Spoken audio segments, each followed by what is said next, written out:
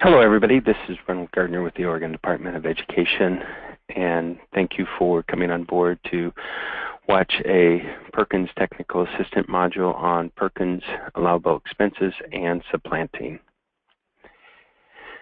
The purpose of the Perkins Technical Assistant modules are to help to give you bits of information without getting bogged down into a lengthy conversation on a topic that you may not be aware of. But let me go back and remind the overall effect of what the roles and purpose of Perkins is. Perkins Act is established in 2006, commonly referred to as Perkins 4, and it changed the career and technical education landscape. Purpose is to improve, enhance, expand, and to modernize the program. Purpose is to take the program to a higher level. And there are the five core Perkins elements associated with the program of study. And it's to align to the current industry standards, to innovate, and not just supplant previous funding models by the school system. So in that, the Perkins Technical Assistant modules are going to be parked on the ODE webpage, and this will be shared and the web link, and you'll be able to go back and see previous. Currently, there'll be 4 of these learning modules, and they are housed inside the YouTube shell, which is Ronald Gardner's YouTube account, and you would be able to review any items explicit to of your interest and concern. So the objectives today are to explicitly to get into essentially supplanting. There's a couple items on allocable cost I'm going to cover, and Perkins expenditure guidance, what you can and cannot do, allowable expenses, as well as supplanting.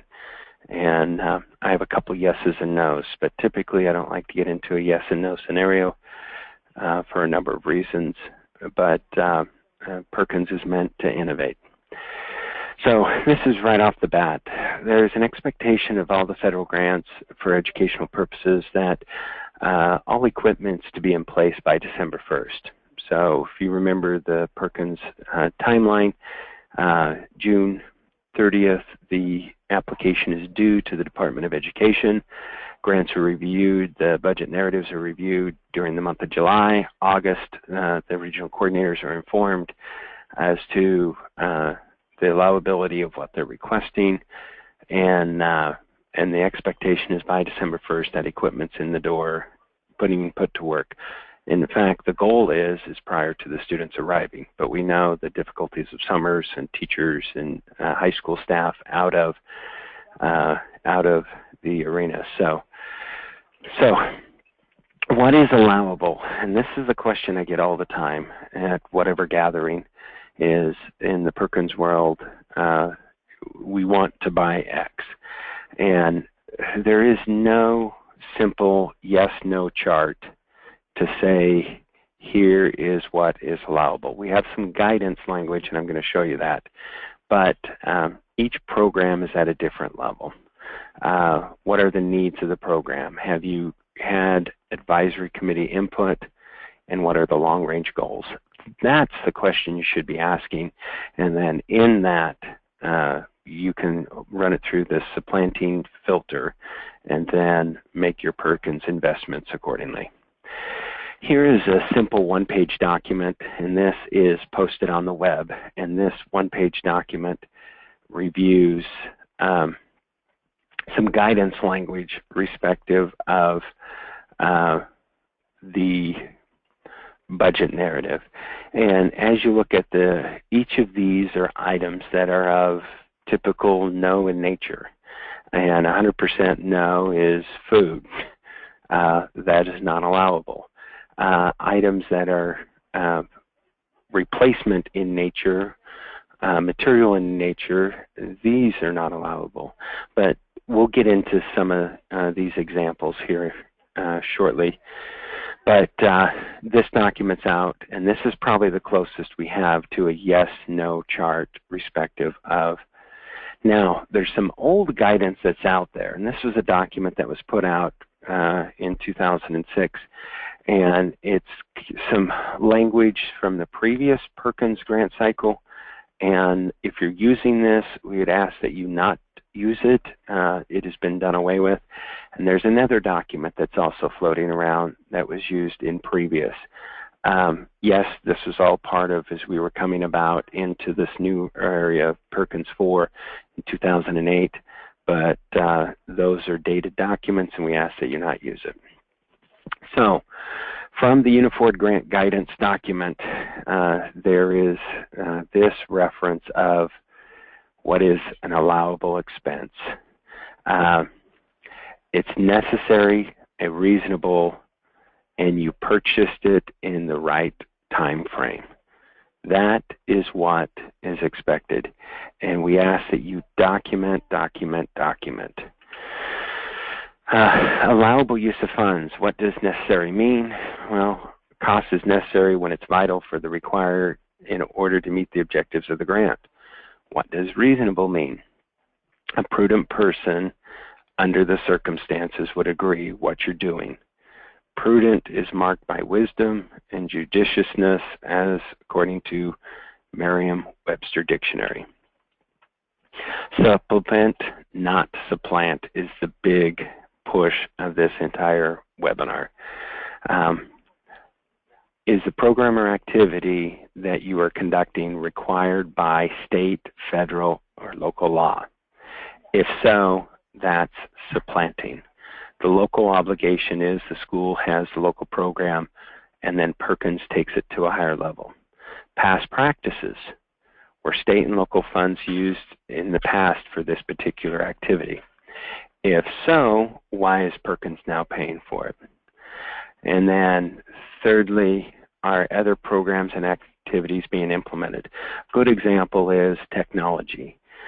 The teachers are all getting new computers in the school system, but because Perkins likes to buy technology, the teacher is going to get a new computer teacher under Perkins.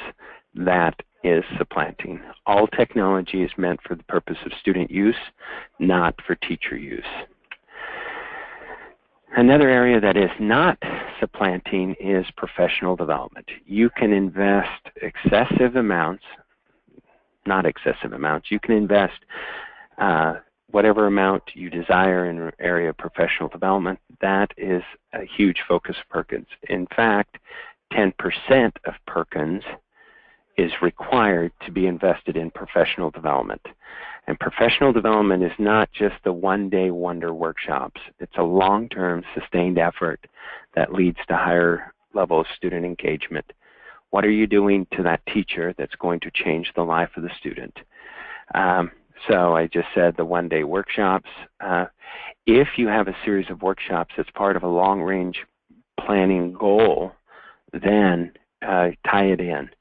But just the one day is because this is a fun event and they have ice cream afterwards is not long-range professional development. Now, this is a big push that we've been giving the last 4 or 5 years is funds identified for professional development needs to be invested in the calendar year, school year, that the activities are meant for. So if a teacher wants to go to a summer professional development event that starts July 1 to September, that needs to occur on the front side of the grant. You cannot have a professional development activity identified prior to the approval of the grant that's going to occur after students have been released for the school year that the funds were meant to improve. Teachers can still do that, just use it out of the next grant cycle, not the current grant cycle. Now, if you have 10% budgeted, you do everything that you're meant to do, all your deliverables are met, and you now have some additional funds and you identify something that is a summer activity, you may invest additional professional development funds in to pick up a summer activity. but knowing that all the original funds were met. Another area that is often identified as supplanting is administration of the grant, the financial management, the reports, the records, the data, the purchasing, the inventory, all the stuff that is administrative in nature. You're only allowed to 5% of Perkins, and that is even if that's direct or indirect. So if there's staffing and salary associated with Perkins, and it is administrative, support staff that's setting up meetings, organizing rooms, securing the mills, that would be identified as supplanting because that's administration. Program leadership is not administration. Leadership is curriculum development. Leadership is professional development. Leadership is research activities. This is usually identified as a college level activity. So saying you're going to research your data, it needs to be robust research. Specifically, this was the university saying we want access to Perkins. So typically in the state of Oregon, we don't have research-funded activities. Now, in that, the professional development is what are you doing that's going to change the life of a teacher the next day, meaning change the life of a student and a teacher. That is what professional development is. Making arrangements for a guest speaker to come talk to your teachers is not leadership. That is administration. And so moving forward, allowable expenses and supplanting. What is the intent? What is the purpose? And then a lot of it boils down to local leadership. The local leadership, local decisions. What is it that's wanting to be done? What's the bigger goal? And some of the items that are allowable in one program are not allowable in others. And that is a hard conversation for some of our programs to hear, is when their friend, who's a teacher in a neighboring program at a new program, is able to purchase something with Perkins that the region coordinator identifies that, no, you've already had that level of equipment, technology, you are not. Now, this is where there's a big change, is Perkins 4 is not Perkins 3. Perkins 3 was essentially an ATM. You invested your resources respective of what you wanted to buy, and you tied it back that, yes, students are going to see the benefit of this. Perkins 4 changed that it's at a higher level. Perkins allowable expense conversation. Again, we've already hinted at this 3 times. Improve, enhance, expand, not just getting more seats, but content depth. Modernize, elevate the program, and tying it to industry standards. Taking the program to a new level and a new direction. And as a content specialist, I challenge my teachers that when you have free time in the summer and you're thinking about what it would take to really blow the backdoors off your program and have it to where students can't wait to get in and experiment with the new toys and equipment, that is where Perkins is meant to be. Here is the elements of the law to shall supplement and not supplant. Federal use of the funds are meant to augment the regular, not take on the role of carrying the regular program. And local educational agencies must provide that all state and local funds are taking care of the routine maintenance, the building, the landscaping, the custodial. The local school has the responsibility to say, here is our program that has all the base materials. So if it's an automotive program, there's a base expectation that there are some tools, there are some curriculum, there are textbooks, there is a chalkboard, there is a computer desk, there is now. As Perkins comes in, it pushes it to the next level. Construction of a facility is the local responsibility. Furnishing that, the furniture, is a local responsibility. Teacher equipment is a local responsibility. Plumbing, electrical, structure, heating, cooling. I'm sorry, I'm on a soapbox. Now, where do you get traction in your Perkins rationale? Make your Perkins investments based upon data, based upon activities that you believe will help to improve your Perkins performance. What is your Perkins performance? What is our numbers telling us? How are our students doing on the technical skill assessment? Within the technical skill assessment, we've identified an area that we've been low in, so we're going to put our focus, both equipment purchases as well as professional development purchases, towards an area of improving that level of our program. So it needs to improve and expand. So another green light you're going to get is the advisory committee input. Advisory committee looked at over our performance. We said that we were traditionally low in this area of our program of study. The committee members recommend that we do this or get this piece of equipment or this curriculum unit to help to cover that. So, and then what are the deliverables that you're going to do with that particular expense? And how is it going to help? Now we get into the list of no's. I said there was a yes-no chart. This would be it.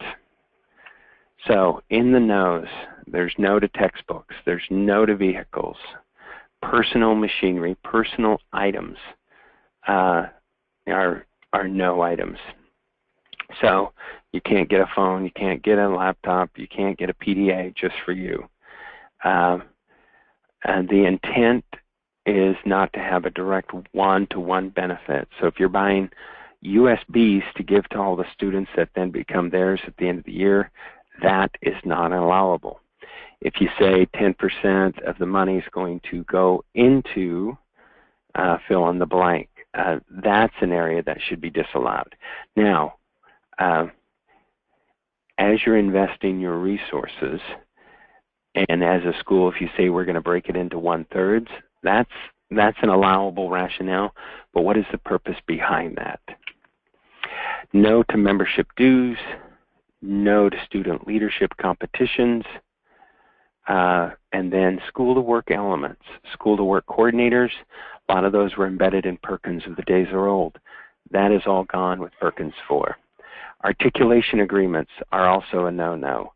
I know articulation is a desired, but typically this implies paperwork and administrative in nature. As you're working towards your alignment, you're meeting with your community college instructors, and the community college instructors say, this is what's needed of our high school partners. Invest in that area, that's perfectly acceptable. But if you're paying for a meeting just to get a signed document, you're not talking about standards, that's a no-no. Okay, non-program of study expenditures. So if a program closes or if it's a state-recognized program, Perkins funds are not meant for them. No to administration, we've already addressed. Another area is general or miscellaneous equipment. The answer is no to that. 2x4s, drill bits, paint, supplies, those are all basic responsibilities of the local schools. And is it an elementary or middle school? So if you're needing to buy a curriculum package to go and teach classes at the middle school, the answer is no to that. Safety. All items respective of safety, personal safety, are a local agency obligation. And don't take this the wrong way that I want you buying unsafe equipment. It's safety glasses, lab coats, safety gloves, boots, air filters. Those are all part of local obligation. And yes, the equipment you buy that's new and modern will, should, and have to meet safety thresholds. Direct benefit. If you're buying admission into sporting events, wildlife parks, movies, theaters, so forth, that's a no-no. Student tuition, fees, or books to a college for credit is no-no. And this is for you teachers as well. Getting t-shirts for students, personal items, the swag, the stuff they go to career fair and collect, those are not allowable Perkins expenditures. Even though you think the little squeezy foam device would help to promote your program and get more students interested in your program, those are not to be spent for with Perkins. So here is the general shop type or culinary arts type program. So measuring cups, bits and blades, welding rod, hammers, printer cartridges, toners, resins for your 3D printers that Perkins originally purchased, markers, pencil, paper, all that is local supplies, local obligation. We've already addressed portable devices. Portable devices should be at the threshold that they're for student use. And if you're going to get or want to get a mobile unit, you need to buy them all at once. The concept of we'll buy 3 iPads and then get a storage card for it is not acceptable. If you want to buy 20 iPads and they happen to come as a package or a kit, which are part of a mobile cart, then that's allowable. Storage of a device, security of device is at the local responsibility. Again, these are sub-bullets within the guidance language document that's posted on the web. Here's one that I get in conversation with local teachers, and they are frustrated with. Replacement equipment. My table saw is worn out. I need a new one. Does the replacement equipment expand or enhance the program? How is it bigger, better, newer? And yeah, it's newer, but all I need is a 3 horsepower table saw. And my response to that, if it's just replacing the old piece of equipment, that is not allowed. And then the argument that the saw stop is for safety, that is not allowed. If you've had a table saw, you've had that level of technology, we need new sanders. The old ones are wore out. Sanders have been in shop programs since the 40s. So it's at the discretion, the requirement of the local program to pick that up.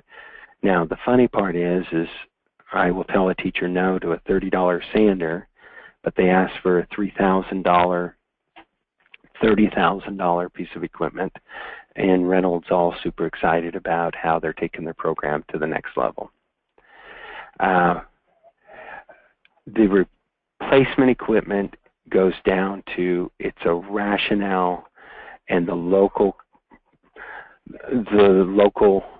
region coordinator needs to take on this leadership.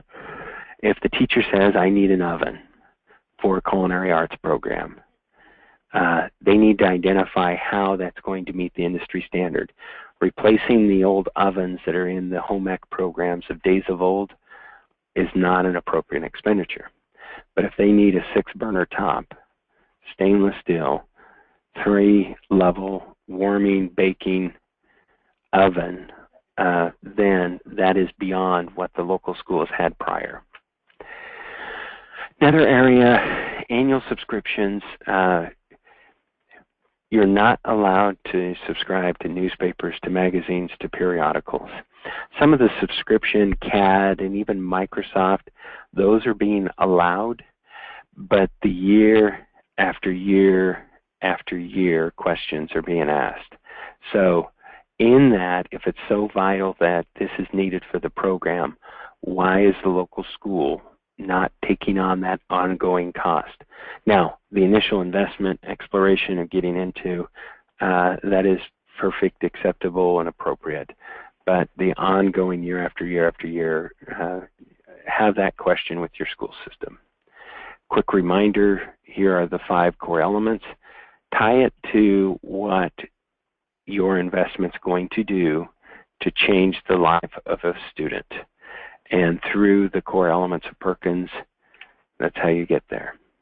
So, in closing, the final advice, work with your region coordinators. Your region coordinators are the ones who are at the helm. They're the ones who are making the decisions that they come to me with. and work with your business and industry partners. When the business and industry say this is a really important investment, and then it's harder for rental to say no. But in that, your advisory committee gives you that guidance. And if it's just a replacement saw, or it's a grinder or a sander, the answer is going to be probably no.